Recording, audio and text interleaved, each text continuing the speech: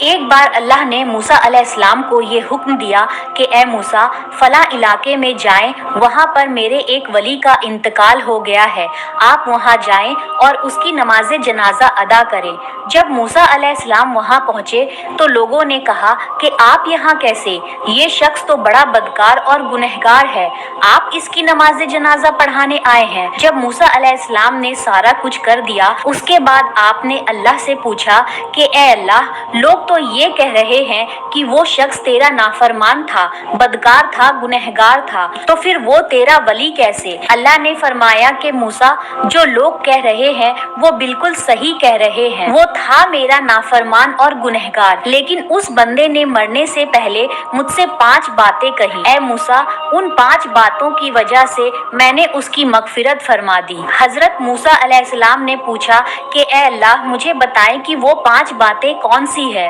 جس کی وجہ سے آپ نے ایک گنہگار شخص کی مغفرت فرما دی؟ تو اللہ نے فرمایا کہ اس نے پہلی بات جو مجھ سے کہی کہ یا رب، تو جانتا ہے کہ میں نیکوں سے کتنی محبت کرتا ہوں، میں خود نیک نہیں ہوں لیکن مجھے نیکوں سے پیار بڑا ہے۔ اس نے دوسری بات کہی کہ یا رب، تو جانتا ہے کہ میں گنہگاروں سے بغض رکھتا ہوں جبکہ میں خود بھی گنہگار ہوں۔ اس نے تیسری بات یہ کہی کہ یا رب، اگر مجھے یہ معلوم ہو جائے کہ میرے جنت میں داخل ہونے سے تیری ملکیت میں کوئی کمی آ جائے گی تو پھر میں تیری جنت کا تجھ سے کبھی سوال نہیں کروں گا، لیکن مجھے پتا ہے تیری جنت بہت بڑی ہے، میرے جانے سے تیرا کچھ بھی نہیں جائے گا لیکن میرا بیڑا پار ہو جائے گا، تو یا رب میں جنت تجھ سے کیوں نہ مانگوں؟ پھر اس نے کہا کہ یا رب، اگر مجھے یہ معلوم ہو جائے کہ میرے جہنم میں داخل ہونے سے تیری ملکیت میں اضافہ ہو جائے گا تو میں جہنم سے تیری پناہ بھی نہیں مانگوں گا،